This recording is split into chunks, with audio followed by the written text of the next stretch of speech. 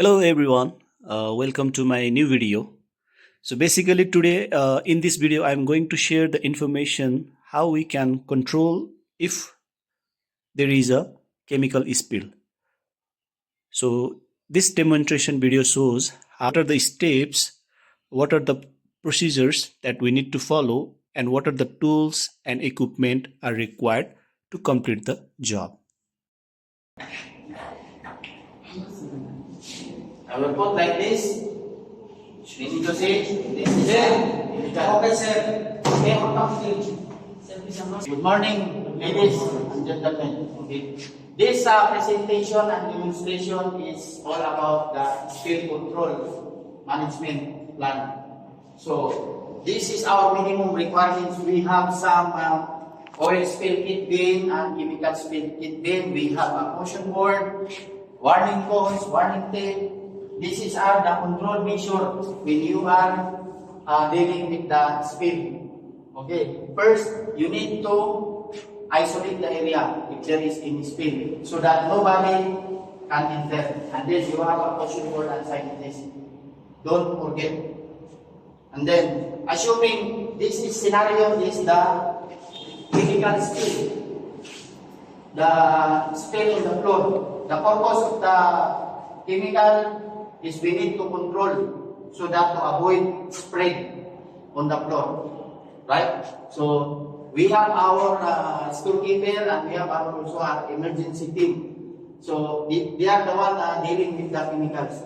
So now we will start how they control and how they prevent and what are the control measures that they will do.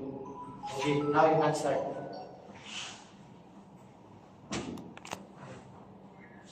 First, we will take some spill kit.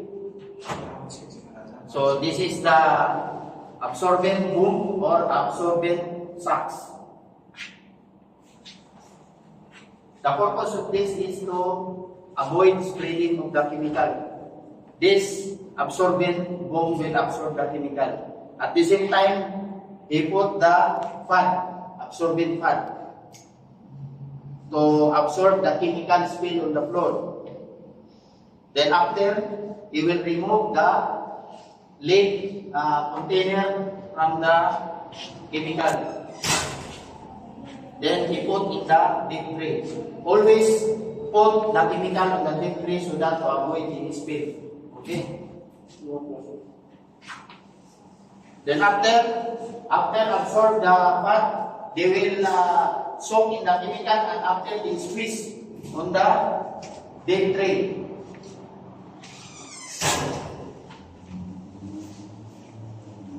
And then again,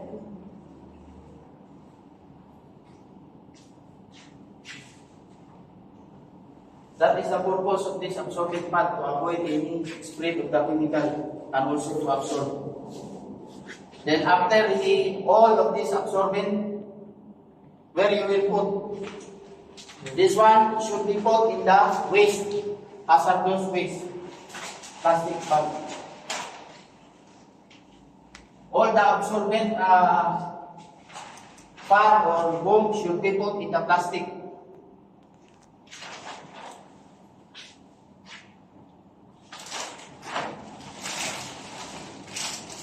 Then after that one, we will use the cable tie.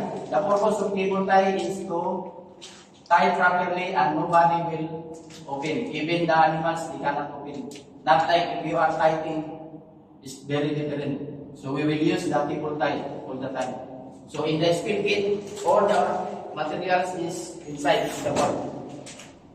And then after this one, where you will throw and where you will dispose the waste materials.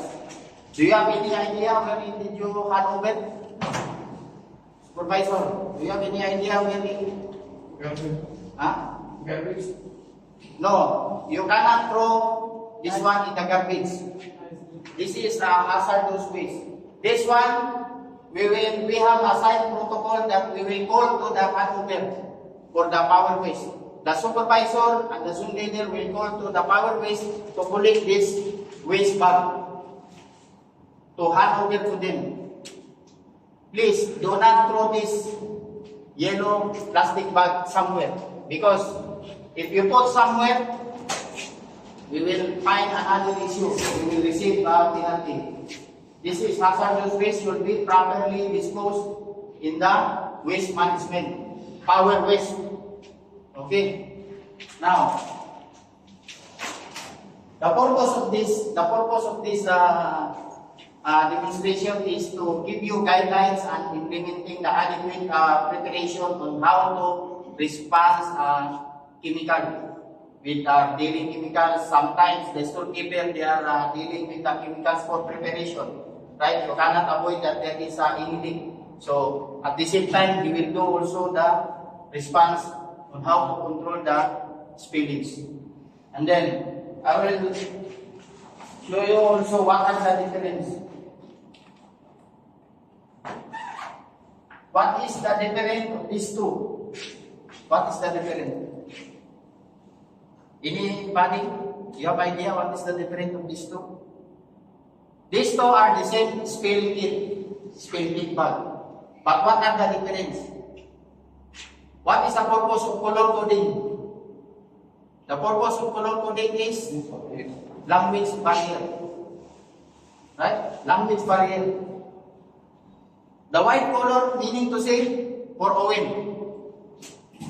spill. And the yellow color is the what? Chemical. That's why we having a color code, so that very easy to understand that people cannot read and cannot no write. That's why we having a color code. The purpose is to avoid also cross contamination. That is the purpose of color coding.